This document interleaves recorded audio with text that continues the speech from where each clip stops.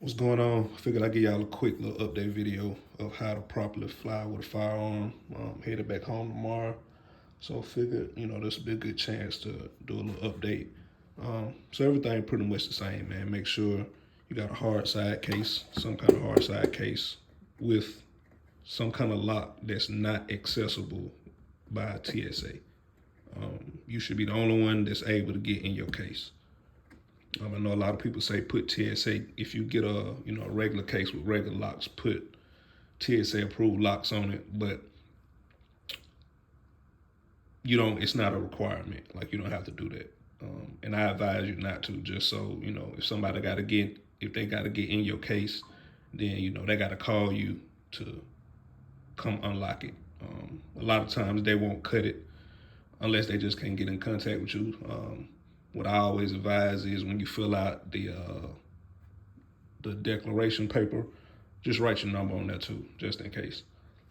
But anyway, make sure the firearm is unloaded, nothing in the chamber. And recently, so according to most airlines guidelines, as long as the ammunition is stored in something and it's not loose, meaning it's not rolling around, and it's enclosed in something you find. Now, I used to fly all the time with my ammunition just loaded in the magazine, and the magazine, separate, not actually in the firearm. But what I'm finding now, man, is a lot of the times the actual gate agents, because that's when you declare your firearm, you actually got to declare it with the gate agent at the airline or the counter agent at the airline. A lot of time, and they don't know the specific guidelines, so they think,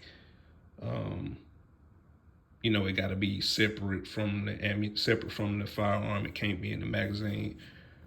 So it's all going to depend on what gate agents you get. And I've had times where I've flown and I just loaded in my magazine and I didn't have a hard side case, and it was too much back and forth. I had to get TSA involved, and then they came and cleared it up. But you know how the airport is. Sometimes you don't got time to do all that. So what I advise everybody to do now is, even if you leave your magazine loaded for whatever reason, you just don't got time to unload it or whatever, just make sure you throw some kind of hard case in your suitcase too, just in case you get one of them gate agents that's kind of picky about it. Because like I said, most of the time you get to the airport, you got to wait in the line to see the counter agent, and it's a lot of hassle to try to get TSA to come over there and clarify it. So it's just always easier, that I'm seeing now, just to carry some kind of box. It don't necessarily have to be the manufacturer's box, just some kind of hard side case to carry it in.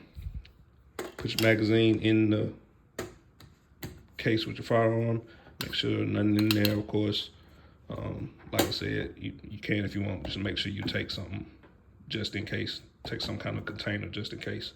And that's pretty much it. Like I said, you can take, if you got room, you can throw this in the same hard side case as your firearm if you want to, or you can just throw it in your check bag. As long as it's enclosed, it don't necessarily have to be in here with it.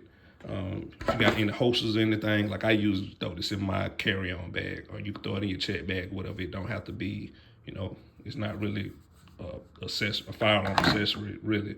So that can be in whatever you have.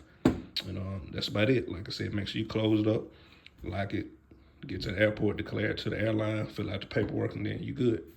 Stay dangerous.